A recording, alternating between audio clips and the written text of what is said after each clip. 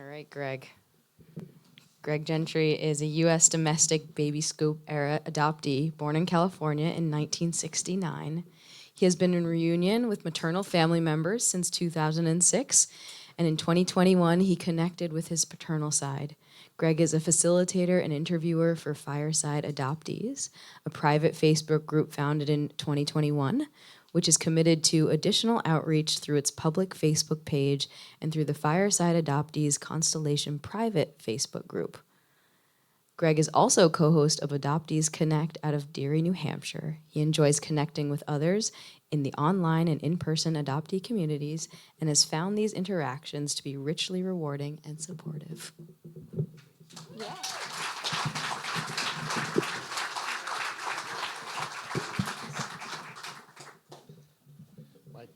My piece is called Cosmic Background Radiation, and it sounds a little abstruse, right? The reason for it will become evident as I read this. So at the beginning, it'll sound a little like, where's he going with this?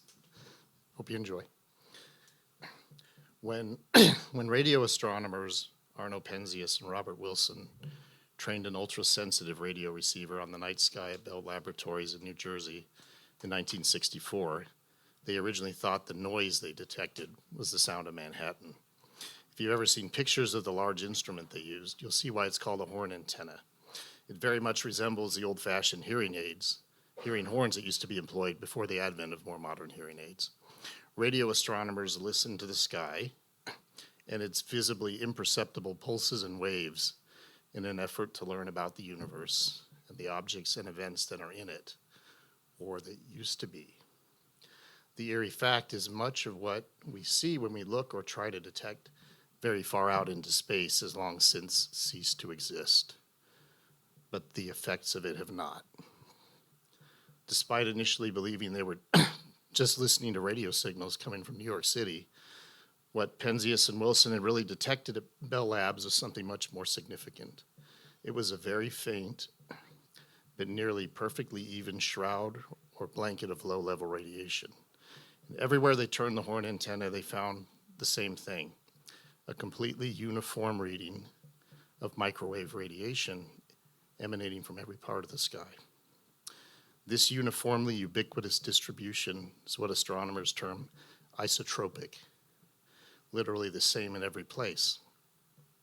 In 1978, Penzias and Wilson received the Nobel Prize for this discovery of cosmic background radiation, which had turned out to be nothing less than the very faint echoing remnants of the Big Bang. The vestiges of the Big Bang thus accompany us everywhere, no matter how much the universe has cooled off in the ensuing billions of years since its creation. The cosmic background radiation is always going to be there. We live and move in it every second of our lives. This imagery expresses in a powerful way the shape of my life as an adoptee. Whatever I do, wherever I go, I'm adopted. It's literally everywhere for me, and there's no question of me getting away from it. Adoption has informed every aspect of my existence as a human being. I don't outgrow it. I don't have the luxury of removing it like a garment I no longer wish to wear. If I'm perfectly honest with myself, I don't really know what it would be like not to carry this. Such an experience is not something accessible to me because my adoption, like the cosmic background radiation, is isotropic. Whichever door I open, it will be there and go with me as I start down every new path. My adoption may not at times be a welcome traveling companion, but that doesn't mean I have the option of going any place without it. If I wanted to act not adopted, how would I know what that was like? Adoption is not a switch I can toggle on and off at will. Adoption is seeped into every one of my relationships. For better or worse, it frames how I view myself in every context. I never see myself in the mirror through unadopted eyes, and I can never really know what it's like to be kept. I hope not to be misunderstood here. This is not for me a case of choosing to dwell or not dwell on my circumstances. One does not simply reframe oneself out of being adopted. I literally have no way to fully grasp a reality apart from this, and I would fool myself if I believed I did. I am unable to bootstrap my way out of my life as an adopted person.